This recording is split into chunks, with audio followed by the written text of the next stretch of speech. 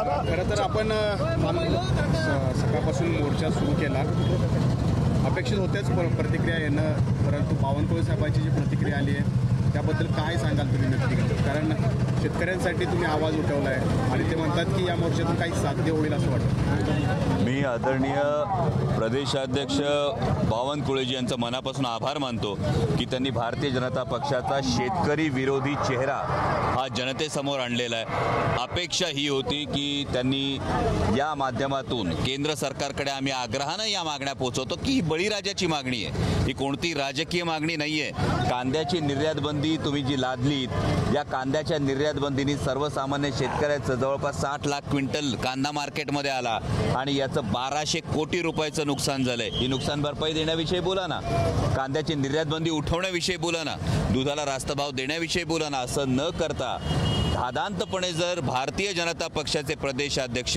या मोर्चानं काहीही साध्य होणार नाही असं म्हणत असतील तर भारतीय जनता पक्षाचा शेतकरी विरोधी चेहरा हा प्रदेशाध्यक्षांच्या या वक्तव्यातून समोर आलेला आहे. भीती जाणवते ना तुम्ही एवढे प्रश्न मांडता यामध्ये मला असं वाटतं की एका खिशातून काढायचं आणि दुसऱ्या खिशात घालायचं ही जी एक नीती आहे, म्हणजे कृषी सन्मान निधी जो आहे, प्रधानमंत्री कृषी सन्मान योजना, ज्यामध्ये आधी 6,000 रुपये वर्षाला आणि आता 8,000 रुपये वर्षाला देण्याचा प्रयत्न होत होता.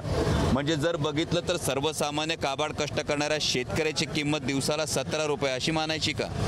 जर सर्वसामान्य शेतकऱ्याची जर आज खताची सबसिडी तुम्ही कमी केलेली आहे, कीटकनाशकांचे भाव आज वाढलेले आहेत, या माध्यमातून जर वर्षाला 1 लाख रुपये हे जर खताची आणि कीटकनाशकांची जर खर्च होत असेल तर त्याच्यावर हेच केंद्र सरकार 18% GST लादतं. म्हणजे 18,000 रुपये तुम्ही शेतकऱ्यांच्या खिशातून काढून घेता आणि त्यानंतर त्यांना म्हणता आम्ही सन्मान निधी म्हणून 8,000 देतोय. हे एका खिशातून काढून दुसऱ्या खिशात काढण्याचंच आहे. आणि हे सर्वसामान्य शेतकऱ्यांचे प्रश्न हे का सुटत नाही? बावनकुळे साहेबांनी सांगावं ना भारतीय जनता पक्षाने, विदर्भात जर वाघ आजूबाजूला आहेत व्याघ्र प्रकल्पाच्या आणि तुमच्याकडे दिवसाला जर 3 फेज लाईट मिळते तर आमच्याकडे माणसंच राहतात ना.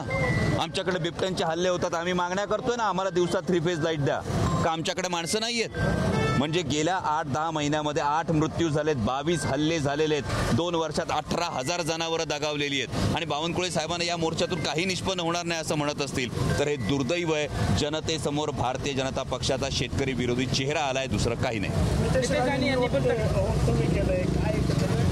त्यांनी काय वक्तव्य केलं? नितेश राणे यांनी वक्तव्य केलं की हा जो मोर्चा आहे हा सरकारविरोधातून अजित पवारांच्या विरोधातून हा मोर्चा आहे असं वक्तव्य नितेश राणे यांनी केलं आहे. हे बघा, माननीय आमदार महोदय ही त्यांच्या पक्षाची बाजू ही हिरिरीनं माध्यमांमध्ये मांडत असतात, परंतु माझी माननीय आमदार महोदयांना ही विनंती आहे की श्रेय घ्यायचं असेल तेव्हा ते भारतीय जनता पक्षाचं सरकार असतं आणि जबाबदारी घ्यायची असेल तर ते मित्रपक्षांवर लोटून दिलं जातं. माझ्या माहितीप्रमाणे तरी अजूनही त्यांच्या मित्रपक्षांना, मग ती शिंदे गटाची शिवसेना असो किंवा अजितदादांचा गट असो, या दोन्ही गटांना केंद्र सरकारमध्ये अजूनही मंत्रिमंडळात स्थान मिळालेलं नाही.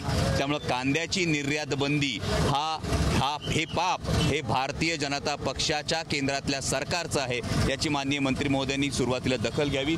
दुसरी महत्त्वाची गोष्ट, महाराष्ट्र सरकारमध्ये सुद्धा जबाबदारी आपण मित्रपक्षांवर ढकलण्यापेक्षा याची नैतिक जबाबदारी आपण स्वीकारावी आणि शेतकऱ्यांच्या प्रश्नांना न्याय द्यायचा हा प्रयत्न करावा. म्हणजे भारतीय जनता पक्षाच्या अंगलट यायला लागलं की घाईघाईनी नाही हे दादांच्या विरोधी असं म्हणणं हे मला वाटतं विनाकारण श्रेयाच्या वेळी आपण आणि जबाबदारीच्या वेळी मात्र दुसऱ्या असा प्रकार आहे. हे बघा, आदरणीय दादा हे नेते आहेत आणि माझी अजूनही अपेक्षा आहे की दादांनी गेल्या 30-35 वर्ष सातत्यानं राजकारण करत असताना आदरणीय शरदचंद्रजी पवार साहेबांच्या मार्गदर्शनाखाली, त्यांच्या नेतृत्वाखाली शेतकरी हिताची भूमिका ही ठामपणे मांडली आणि आज एक कार्यकर्ता म्हणून नक्कीच ही अपेक्षा यापुढे सुद्धा दादा शेतकरी हिताची ठाम भूमिका घेतीलच. एबीपी माझा, उघडा डोळे बघा नीट.